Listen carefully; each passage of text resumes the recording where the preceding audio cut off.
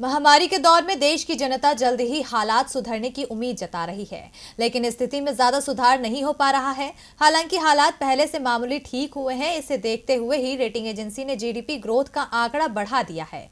ये बढ़त मोदी सरकार की मुश्किलें बढ़ा सकती है। महामारी ने देश को मुश्किल दौर में पहुंचा दिया है। एक तरफ महंगाई है तो दूसरी तरफ गिरती अर्थव्यवस्था है, जिसे संभालने की कोशिश की जा रही है और उसका नतीजा भी सकारात्मक रूप में सामने आने लगा है।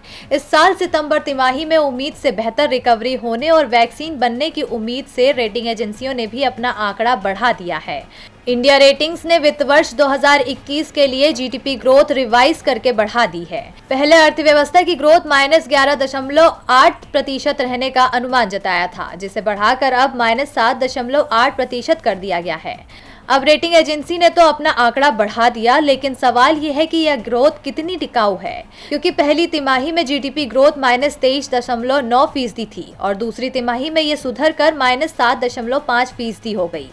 फेस्टिव सीजन होने की वजह से दूसरी तिमाही के दौरान ग्रोथ में सुधार हुआ था, मगर बाजार बढ़ने की उम्मीद कम लगती है।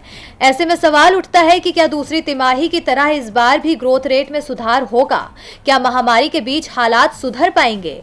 इन सवालों के बीच इंडिया रेटिंग्स ने अपनी रिपोर्ट में यह भी लिखा है कि महामारी के तुरंत खत्म होने की संभावना कम है और आर्थिक गतिविधियों को फिलहाल इसी के साथ रहना होगा।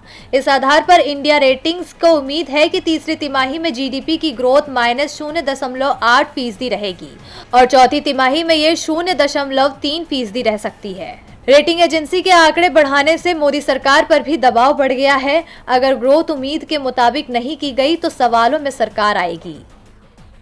डीबी लाइव की रिपोर्ट।